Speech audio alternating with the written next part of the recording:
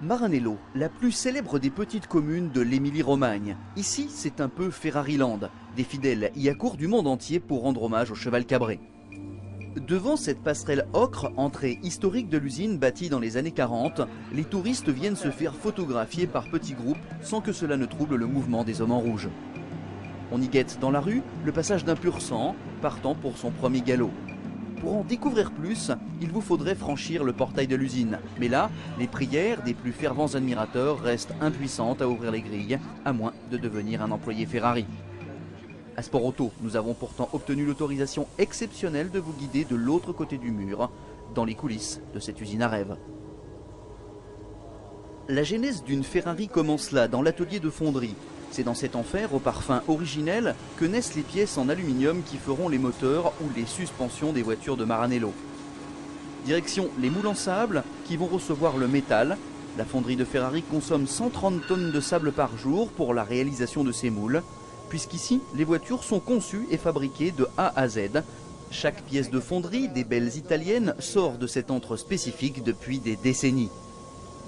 La haute technologie a tout de même sa place dans ce lieu où la gestion de la qualité de la fonderie fait appel aux méthodes de contrôle les plus pointues, issues de la gestion sportive du département compétition de Ferrari. Dans la gueule de chaque four, ces hommes doivent déposer 2 tonnes de lingots en aluminium qui sont portés à 800 degrés. Un creuset, installé sur un chariot élévateur, recueille le métal en fusion pour l'acheminer vers les moules en sable qui servent de matrice unique à la constitution du cœur des belles italiennes. Même si beaucoup d'opérations ont été mécanisées pour en réduire la pénibilité, c'est toujours un ouvrier muni d'une sorte de longue louche qui vient prélever les impuretés déposées à la surface du creuset. Une fois le creuset plein, direction les moules en sable pour le remplissage, avant dernière étape de fabrication des pièces brutes. Impossible de deviner quels éléments se dissimulent dans ces moules. Il faudrait pour cela attendre une dizaine d'heures, temps nécessaire au premier refroidissement des pièces. Celles-ci sont maintenues dans des fours spéciaux aux environs de 500 degrés, avec un refroidissement progressif pour éviter toute déformation. Sorties des fours, ces pièces subissent spectrométrie et radiographie pour vérifier l'homogénéité des coulées. Un transfert de compétences d'autant plus logique que cet atelier travaille à la fois pour la production des GT et pour celle des Formule 1.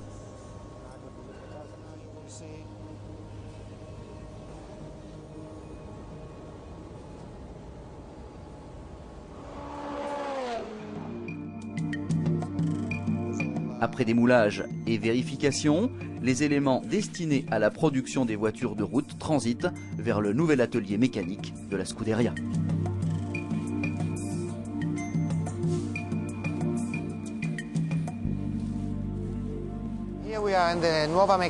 Ici, nous sommes dans la nouvelle unité de production de Ferrari, une unité de production d'une surface de 15 000 m². L'ensemble de cet édifice est entièrement climatisé. Vous pouvez voir d'ailleurs qu'un soin tout particulier était apporté à la luminosité, avec un maximum de fenêtres sur les côtés et au-dessus pour exploiter au mieux la lumière naturelle et ainsi travailler dans les meilleures conditions.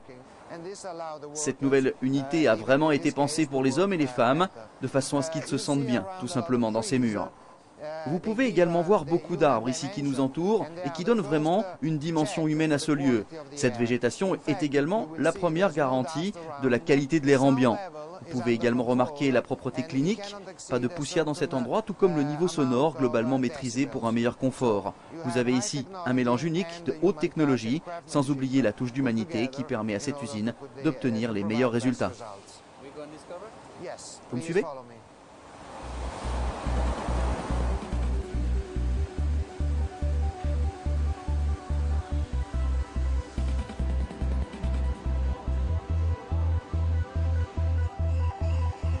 L'ébarbage des blocs des culasses et des vilebrequins est évidemment une activité manuelle qui exige un certain doigté.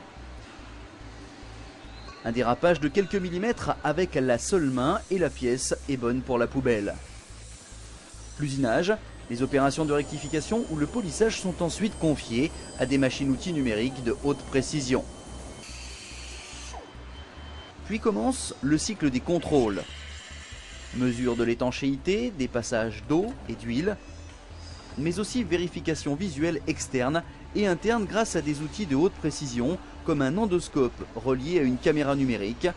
Blocs et culasses sont ainsi examinés par un technicien qui assumera la responsabilité du contrôle qualité d'un moteur auquel son nom sera associé durant tout le processus de production.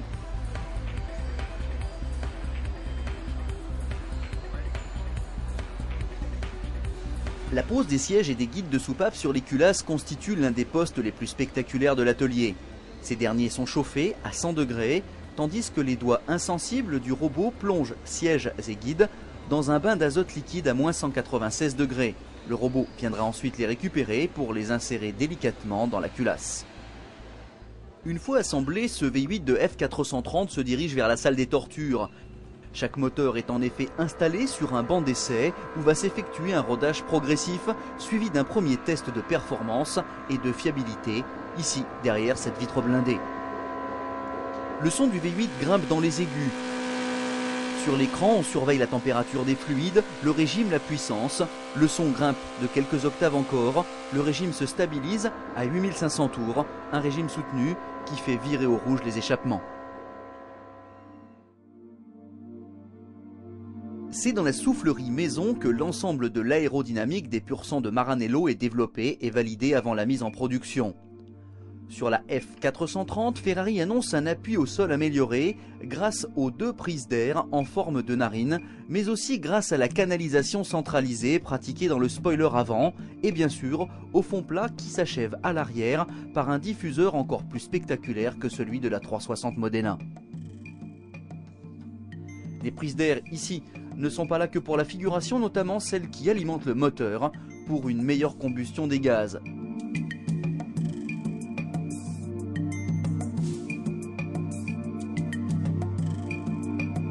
Ces améliorations permettraient à la F430 de bénéficier d'un appui de 280 kg à 300 km/h, ce qui correspondrait à 85 kg de plus qu'avec une Modena. Pendant que les châssis transitent de l'usine Scaglietti, 100% filiale du groupe Ferrari, allons faire un petit tour dans la sellerie. Dans cette sellerie, la découpe des pots s'opère au laser.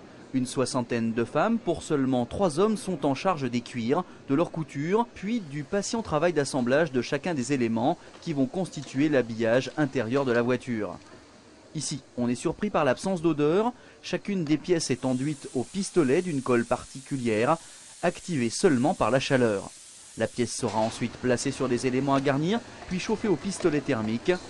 Les seules garanties de la qualité finale de la sellerie sont donc dues à l'habileté, l'œil et l'expérience des ouvrières. Bon, pour l'instant, la berlinette en question n'est qu'une carcasse vide ou presque. Nous sommes au début de la chaîne d'assemblage et le mécano est en train de se constituer à grands pas. Atterrissant comme par magie dans le compartiment arrière, le groupe monopropulseur de la F430 s'accouple enfin au châssis. Sur la ligne, réservée au montage des Ferrari V8, les ouvriers disposent d'environ 45 minutes sur chaque poste pour finaliser les opérations dont ils ont la charge. Le châssis va ainsi passer de poste en poste pour s'y voir greffer les différents organes comme les trains avant complets, les trains arrière. On y colle également les pare-brises, les lunettes arrière et l'intérieur s'habille peu à peu de sous-tapis et de ciel de toit.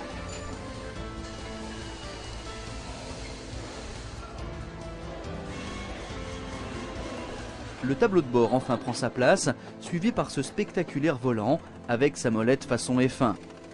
Quasiment jusqu'à la sortie de chaîne, les F430 conservent un curieux regard pour une raison étrange. Le deuxième phare n'est installé qu'en bout de chaîne. Les derniers postes après remplissage des fluides sont consacrés aux multiples contrôles concernant aussi bien la mécanique que la carrosserie ou la sellerie. Et puis il faut bien s'élancer dans le vaste monde. Un petit convoyeur conduit chacune des 22 voitures produites par jour jusqu'à la porte de l'atelier où un collaudateur vient prendre le volant. C'est lui qui sera le témoin attentif de sa première centaine de kilomètres, auscultant, écoutant et accompagnant avec soin les gestes de la débutante, avant bien sûr de la ramener à l'atelier de finition pour l'ultime mise au point en vue de la livraison. Magique.